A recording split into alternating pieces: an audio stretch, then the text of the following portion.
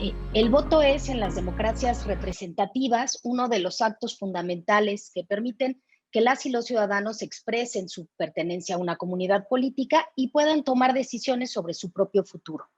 Es por eso que el análisis del comportamiento electoral es uno de los temas de investigación más antiguos y productivos dentro de la ciencia política. La investigación sobre el comportamiento electoral contribuye a comprender cómo funcionan y cómo se desarrollan los sistemas democráticos a lo largo del tiempo. Esto se hace analizando las respuestas a tres preguntas fundamentales. ¿Por quién votan las y los ciudadanos? ¿Por qué lo hacen? ¿Y qué quieren lograr al hacerlo? Así, el interés por conocer las razones por las cuales las y los ciudadanos participan electoralmente, así como las determinantes o las preferencias del electorado, se han ido convirtiendo en un tema de la mayor relevancia para el análisis electoral. Como señala la doctora Jacqueline Pechard, el comportamiento electoral no es una conducta aislada, sino que se explica como parte del sistema político en el que ocurre. Y justamente esto es lo que le da una serie de dimensiones importantes para diferenciarlo en diferentes lugares y en diferentes momentos. Los factores que inciden en el comportamiento electoral se ubican básicamente en dos grandes categorías.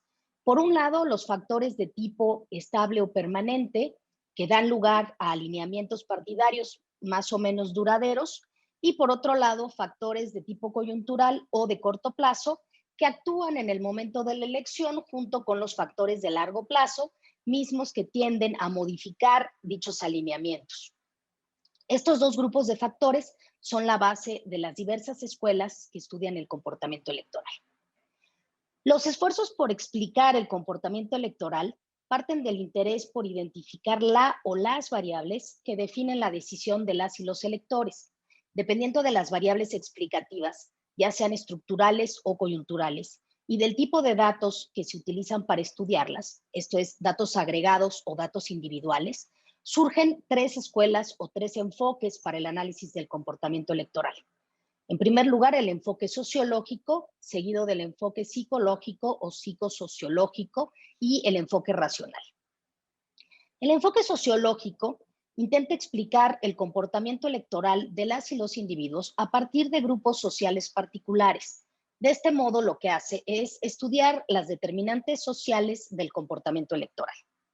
Por su parte, el enfoque psicológico estudia una serie de actitudes individuales de las y los votantes.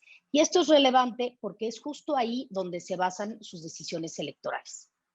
Finalmente, el enfoque de la elección racional se desarrolla a partir de teorías económicas de la racionalidad. En este sentido, el electorado decide la forma de votar utilizando un cálculo costo-beneficio, dependiendo de sus preferencias y de lo que los diferentes partidos y candidatas o candidatos tienen para ofrecerles. El enfoque sociológico es el primero que surge y es importante decir que este enfoque concibe el voto como una conducta de grupo, donde las características sociales, demográficas, regionales o económicas que comparten las y los individuos de determinado grupo social son las que definen y explican el comportamiento electoral.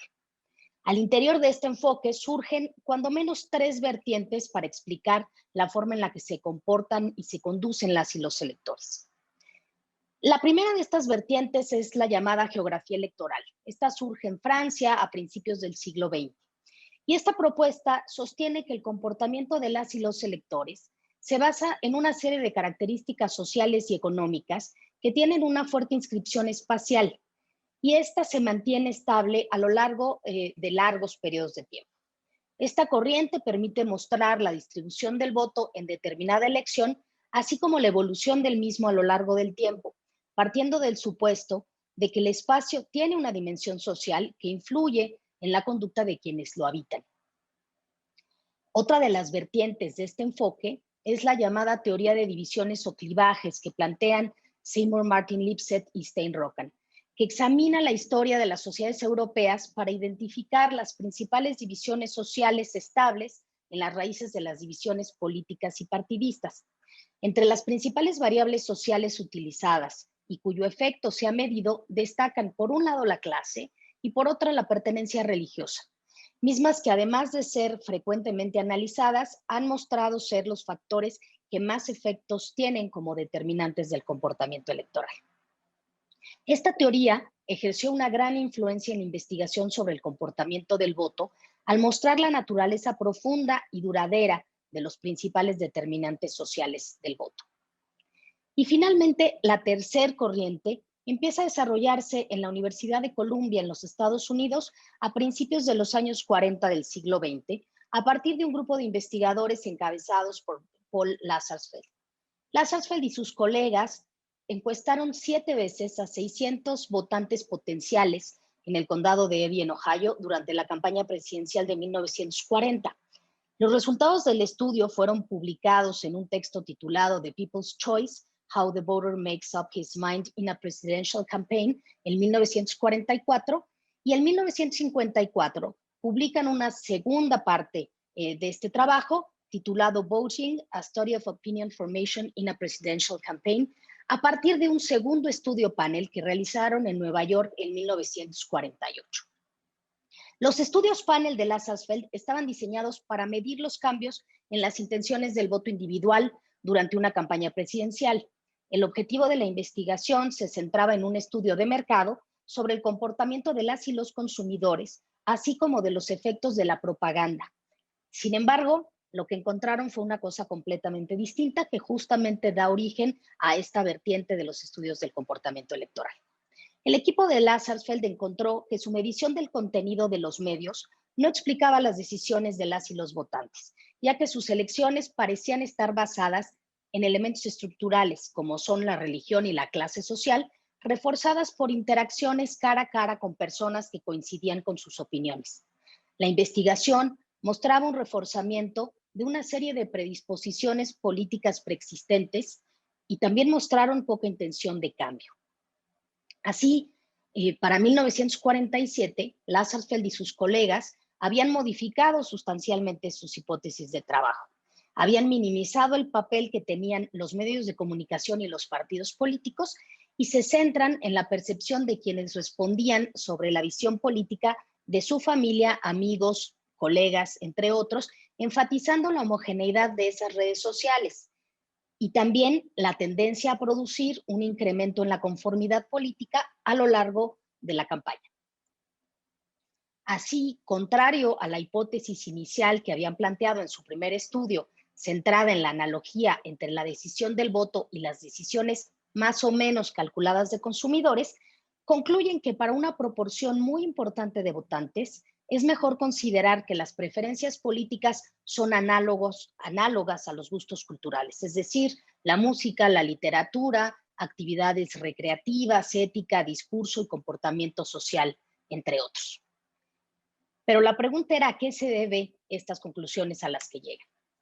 En primer lugar, a que ambas tienen su origen en tradiciones étnicas, seccionales, de clase y familiares.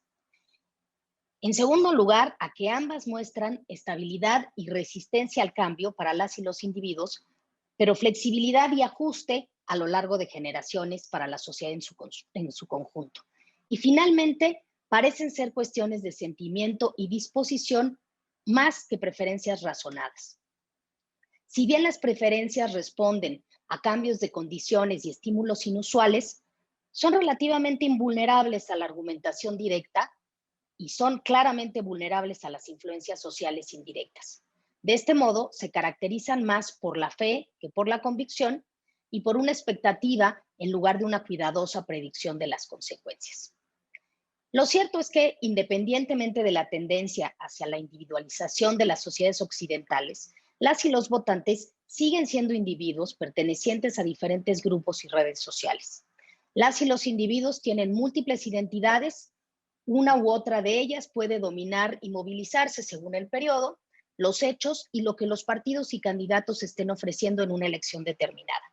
Si bien el enfoque sociológico tiene límites reales, sigue siendo, no obstante, un enfoque esencial en el análisis del comportamiento electoral. El segundo enfoque es el enfoque psicológico. Y este surge justamente con el fin de dar respuesta a algunas de las interrogantes no resueltas por el enfoque sociológico, y más particularmente por la Escuela de Columbia. El enfoque psicológico surge con el fin de dar respuesta a algunas de las interrogantes no resueltas por el enfoque sociológico, y más particularmente por la Escuela de Columbia. El punto de partida de este modelo, conocido como modelo de Michigan, fue por un lado la aparente contradicción que encuentran las y los investigadores entre la ausencia de sofisticación política entre el electorado y la inestabilidad de sus opiniones sobre diferentes temas. Y por otro lado, por el hecho de que la mayoría de las y los votantes votaran constantemente por el mismo partido político a lo largo de todas sus vidas. Este enfoque, que empieza a desarrollarse en la Universidad de Michigan, de ahí su nombre, hacia mediados de la década de los años 50, se diferencia del sociológico en primer lugar por la forma en la que se concibe el voto. El enfoque psicológico ubica el voto como un acto individual, motivado por una serie de percepciones y orientaciones personales y subjetivas. Y es por eso que se basa en datos individuales y utiliza encuestas o entrevistas. Este es un punto fundamental que diferencia el enfoque psicológico del sociológico, en el que el voto es claramente una conducta de grupo. Al igual que la Escuela de Columbia, el equipo de Michigan no estaba originalmente buscando estudiar el comportamiento electoral. Angus Campbell y Robert Kahn, del Centro de Investigación de Encuestas de la Universidad de Michigan, habían conducido una encuesta nacional sobre actitudes en torno a la política exterior en octubre de 1948. Y al final de las entrevistas, buscando determinar el grado de interés político de las y los respondentes, así como sus orientaciones políticas generales, preguntaron si planeaban votar en el proceso electoral presidencial de ese año y por qué partido lo harían. Y justamente esta última pregunta es la que detona el planteamiento del enfoque psicológico.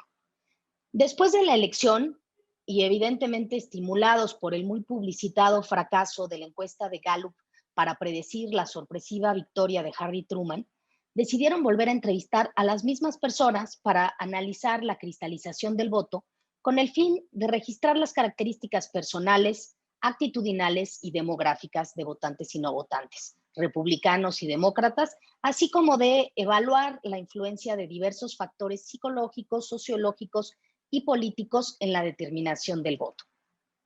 Durante la década de los años 50, los estudios electorales de Michigan se institucionalizaron cada vez más, con una serie de encuestas nacionales realizadas en 1952, 1954, 1956 y 1958, dando lugar a The American Voter, uno de los trabajos más influyentes sobre el comportamiento electoral.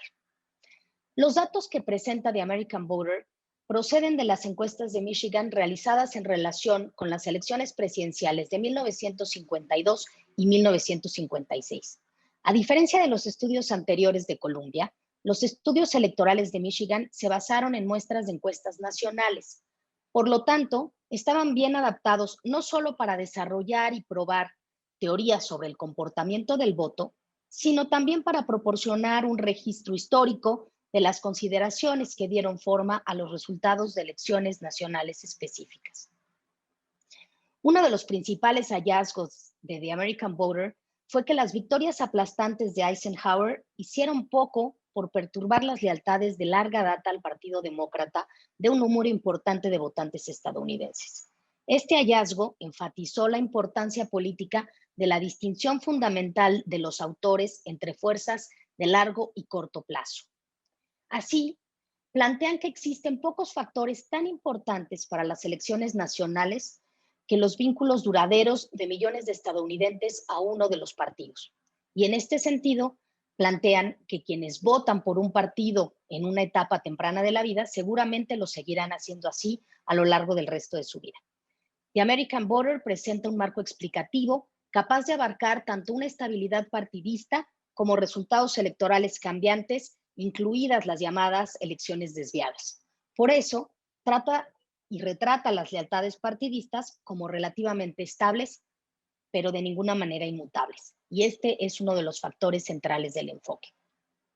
El estudio también muestra, como ya se había planteado desde la Escuela de Columbia, que la información política, el compromiso y el razonamiento ideológico están mucho menos difundidos en el público de lo que se pensaba. Más aún, muestran una gran dificultad para encontrar patrones coherentes de creencias. De este modo, The American Voter retrata un electorado cuyas orientaciones hacia la política están fuertemente influenciadas por una serie de lealtades partidistas desarrolladas en etapas tempranas de la vida, cuyos votos en elecciones específicas reflejaban la superposición de fuerzas a corto plazo, como la popularidad personal de algunos candidatos. Sabemos que en ese momento prácticamente no había candidatas mujeres, y cuya familiaridad con el apego a ideologías abstractas y agendas políticas era notablemente limitada. Este modelo se fundó en la importancia de la socialización política, familiar, profesional, étnica, regional, entre otras, y en la forma en que se desarrollan las elecciones y preferencias políticas entre individuos. Ha producido el concepto de identificación partidista para explicar el comportamiento electoral. La identificación partidista es de carácter afectivo y políticamente estable. Esta estabilidad puede volverse incluso mucho más fuerte con la edad. Las y los individuos a menudo reproducen las mismas preferencias partidistas de sus padres. Este partidismo crea una base para la identidad política y proporciona una serie de pistas para evaluar eventos políticos, para evaluar candidatos, problemas y posteriormente las preferencias de voto. El enfoque psicológico de la conducta electoral no se refiere simplemente al estudio de los efectos de la identificación y personalización partidista. También tiene en cuenta orientaciones ideológicas y los sistemas de valores de los votantes. Aunque estos sistemas pueden ser complejos y modificables, no obstante son consistentes y duraderos. En el ámbito político, algunas de las principales divisiones de valor reflejan divisiones en el campo político ideológico. Desde este punto de vista, el papel de la dimensión izquierda-derecha también es importante. Finalmente, llegamos al tercer enfoque, el enfoque de la elección racional. Este enfoque ha influido más recientemente en el estudio del comportamiento electoral. Su punto de partida es la noción de cálculo costo-beneficio. Las y los ciudadanos votan de acuerdo con sus preferencias por el partido que mejor les satisfaga. Basado en un modelo de toma de decisiones microeconómicas ilustrado por Anthony Downs en una teoría económica de la democracia, este enfoque se diferencia del enfoque sociológico y psicológico en que considera al votante como un individuo racional. Según este modelo, las y los ciudadanos votan por el partido que creen que les proporcionará más beneficios que los demás. Las partes ofrecen políticas, los votantes miran esas políticas y deciden cuál de ellas les proporcionará los máximos beneficios y entonces votan en consecuencia. Los partidos y candidatos, por un lado, las y los votantes, por otro, están en constante interacción. Los partidos se adaptan constantemente a las demandas del electorado en un intento por conquistar o mantener el poder, que de acuerdo con esta teoría es no solo su objetivo esencial, sino el único.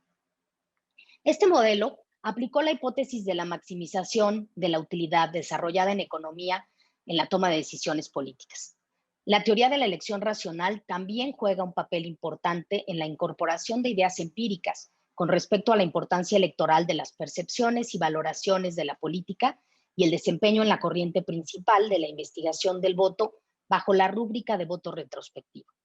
La teoría de la elección racional reorganizó el conocimiento existente, estimuló nuevos descubrimientos y planteó una serie de preguntas nuevas a las y los estudiosos del comportamiento electoral.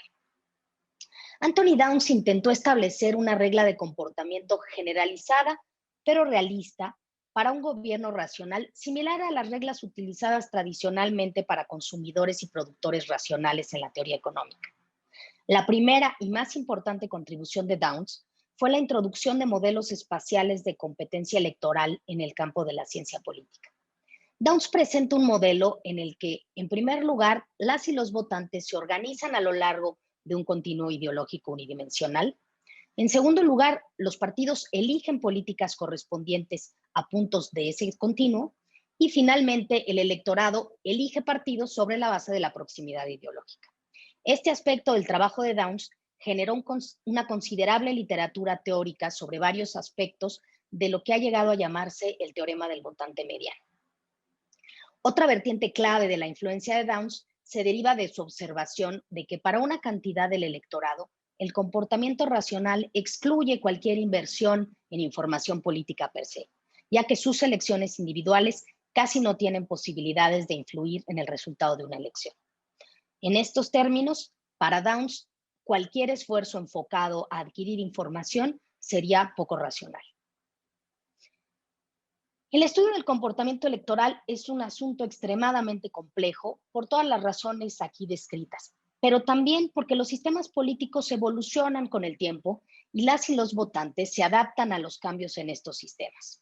Independientemente de los intentos de universalizar las diferentes teorías, el significado del voto difiere de una sociedad a otra, de una fase histórica a otra y de un votante a otro. Los estudios disponibles muestran que los principales enfoques utilizados en algunas regiones del mundo no siempre funcionan muy bien en otros sistemas.